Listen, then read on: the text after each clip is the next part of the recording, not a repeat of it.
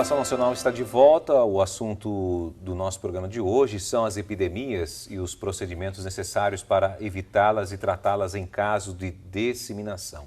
E para falar sobre esse assunto, temos em nosso programa o professor e doutor Rogério Jesus Pedro e a enfermeira do Departamento de Vigilância em Saúde de Campinas, Maria do Carmo Ferreira.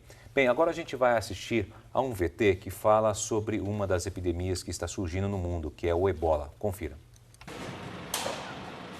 Possíveis vacinas contra o Ebola são uma nova esperança de combater a epidemia que já matou milhares de pessoas na África Ocidental e vem se espalhando pelo mundo. A subdiretora-geral da OMS, Marie-Paule Kiene, afirmou que a organização prevê que os testes vão começar até dezembro deste ano nos países mais afetados. Kiene acrescentou que está previsto o envio de centenas de milhares de doses de vacinas à África durante o primeiro trimestre de 2015. As declarações foram dadas depois de uma reunião a portas fechadas sobre possíveis vacinas. Médicos, dirigentes de países afetados pelo vírus, empresas farmacêuticas e organismos de financiamento participaram do encontro. 2 vacinas experimentais aparecem como as principais candidatas a frear a epidemia de Ebola. A canadense RVSV, que deve chegar a Genebra para um novo período de testes, e a britânica SHAD3. A OMS afirma que esta pode não ser a solução definitiva para o vírus, mas vai ajudar a mudar os rumos da epidemia. Bom, desde o início do ano de 2014 já morreram aproximadamente 5.000 pessoas contaminadas pelo Ebola. Os países mais afetados são a Libéria, Serra Leoa e Guiné. Bom, doutores, a gente, primeiramente vamos explicar o que é o Ebola, né? Vamos explicar ele, que é melhor para a população tomar esse conhecimento. Bom, esse é um vírus que é bem conhecido, é um vírus filamentoso, entendeu? Um vírus que começou a ser, é descrito recentemente, eu acho que em 1976 foi a primeira vez que se detectou a infecção por esse vírus, e o nome de Ebola vem por causa do local na África, que foi no Congo, na República Democrática do Congo. Lá tinha, numa determinada região, começaram a aparecer alguns casos e o nome Ebola está relacionado à geografia do local, porque por causa do rio Ebola que é dessa região. O vírus ficou conhecido com esse nome. Ebola para nós, ébola para o português falado na Europa, mas os dois termos estão corretos, né? E é uma infecção. Desde o começo foram detectados surtos na região da África Central, abaixo do Saara, e geralmente surtos localizados, mas com uma característica de intensa gravidade. Uma doença que tem uma mortalidade que sempre acima de 50% dos casos. E hoje a gente sabe que tem 5 tipos diferentes de vírus.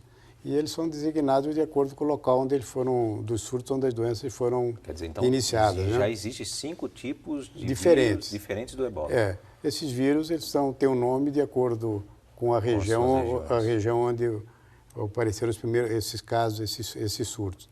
O número de casos era sempre restrito a determinadas regiões, porque a doença tem muita dificuldade de progressão, porque o meio de transmissão é um meio de contato muito próximo, contato direto, contato com secreções, contato com alimentos ou alguma de ingestão de alimentos contendo carne, né, contendo o vírus. A transmissão respiratória é bem difícil, está muito ligado a certos hábitos culturais das populações, de lidar, inclusive, quando lidam com as pessoas, com os mortos, o tratamento que se dispensam ao cuidado dos mortos também tem uma profunda implicação na transmissão, e a doença, os caminhos da doença foram logo reconhecidos. E uma vez reconhecidos, a gente sabe como conter, que é uma doença que a gente sabe combater. Mas em função das condições muito primárias da população acometida, a doença se espalha geralmente nas regiões onde tem muita pobreza. Importante que o vírus, o nicho, onde a reserva do vírus no mundo, provavelmente o reservatório deve ser morcegos que comem frutas. E eles têm a mania de comer as frutinhas e depois de comer um pedacinho e soltar.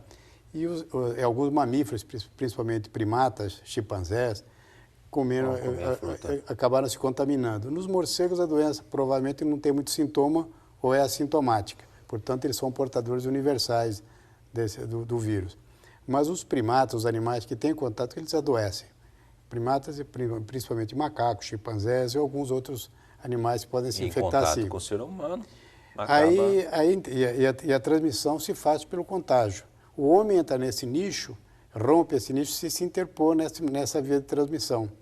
E tem outra maneira que aqui na África, o pessoal tem mania também tem hábitos alimentares que são... Cultura, né? De cultura, de se alimentarem de animais que eventualmente, com carcaças contaminadas pelo vírus, eles acabam se contaminando através da ingestão alimentar desses... Até os morcegos, eles têm lá algum hábito alimentar de fazer sopa com os morcegos, que é um alimento que é usado, e isso aí pode ser uma via de transmissão para humanos. E dos humanos para os outros humanos é por contágio direto. O contágio através de secreções existe, mas as secreções o contágio tem que ser mais próximo, e existe contágio através, inclusive, da transmissão sexual. E essa é um pouquinho diferente, porque a transmissão sexual, o sêmen pode estar contaminado mesmo algum tempo depois que o indivíduo se recuperou da infecção. Até 3 meses. Até 3 meses então aí depois. já não é nem quarentena mais, né? Não, ainda não adianta. Depois que já adoeceu, né? Depois já adoeceu. E quais seriam os sintomas, Maria do Carmo? Como é que a gente pode falar um pouquinho? Olha, febre. No início, né, você caracteriza com febre, por isso que tem até de você medir, né, a febre no detector de febre nos aeroportos, diarreia, vômito. E mais no final da evolução da doença, quando a pessoa vai se enfraquecendo muito, aí você tem as formas hemorrágicas, né, que aí ele tem hemorragias,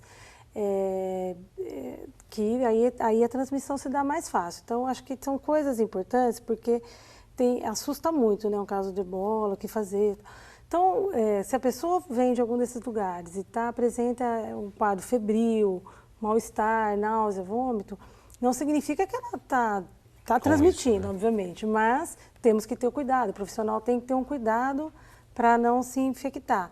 Mas é possível que a pessoa não está, diferente se ela tiver com hemorragia, com sangramentos, que é mais difícil de controlar. E uma outra coisa, questão importante que o Dr. Rogério mencionou, é as condições que favorecem essa transmissão de pessoa a pessoa, né? No Brasil, dificilmente nós teríamos um surto, uma epidemia como na África, porque nossa condição sanitária, nossa cultura é diferente daquela onde hoje a epidemia está instalada. Sim, mas então, como é que eu descubro então? A pessoa tem que, se ela está com suspeita, ela tem que passar por um exame, tem tudo isso daí. Vem daquele lugar, né? Tem que vir desse lugar. O fator mais importante é epidemiológico. Sim. Quer dizer, quem é que é suspeito? Quem vem de áreas onde a doença está sendo... No caso, hoje, região da África. Essa é a região da África. Todos os que vêm de lá são pessoas que tiveram contato... Quem chega dessa tem que estar sob vigilância.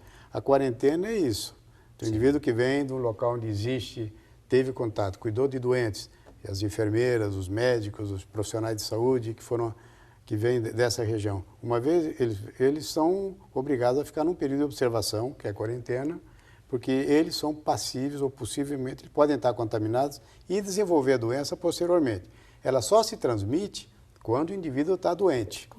Então, esse é um dado importante. No período silencioso da doença, não há transmissão. Sim. Mas por isso começa com febre, com as manifestações que a Maria do Carmo acabou de falar, claro, aí a transmissão ocorre. Então, é esse o momento de se fazer todas as barreiras possíveis para ter contato com esses doentes.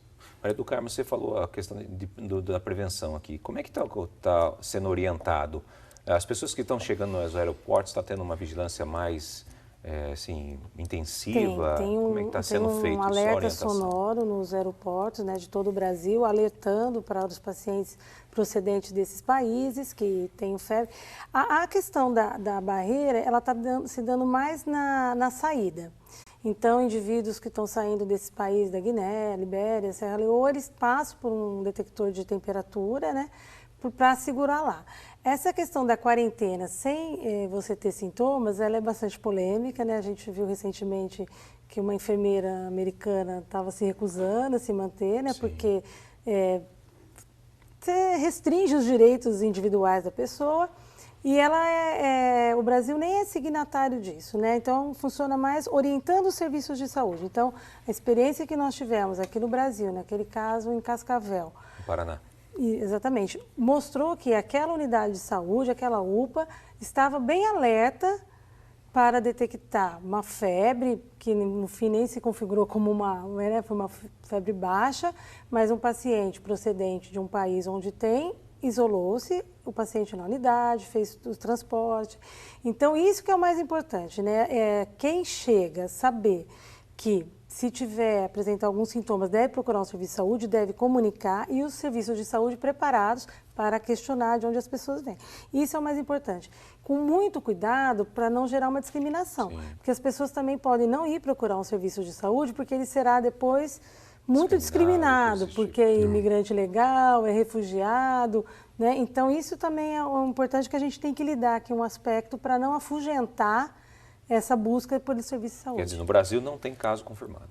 Não existe nenhum. Tá? Nem importado, nem transmissão aqui. Agora, a gente viu aí no VT, falando sobre as vacinas, doutor. Como é que está isso daí? Isso é uma linha de pesquisa que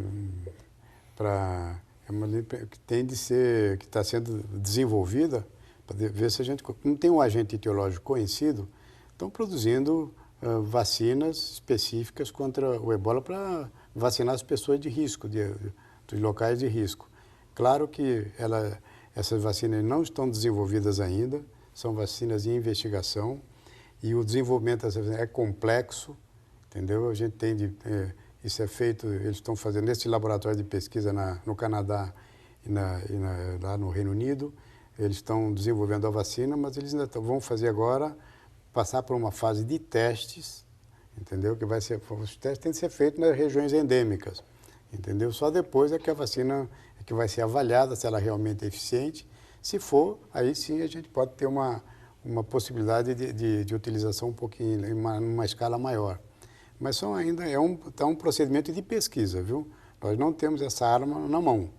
Pelo contrário, é uma esperança que a gente tem aqui no futuro, uma arma importante para impedir que se alastre essa doença. Certamente o caminho é um caminho promissor e deve haver alguma coisa muito interessante por essa via. Ok. Bom, no próximo bloco nós vamos conhecer o novo vírus provocado pelo mosquito da dengue. Nós voltamos já.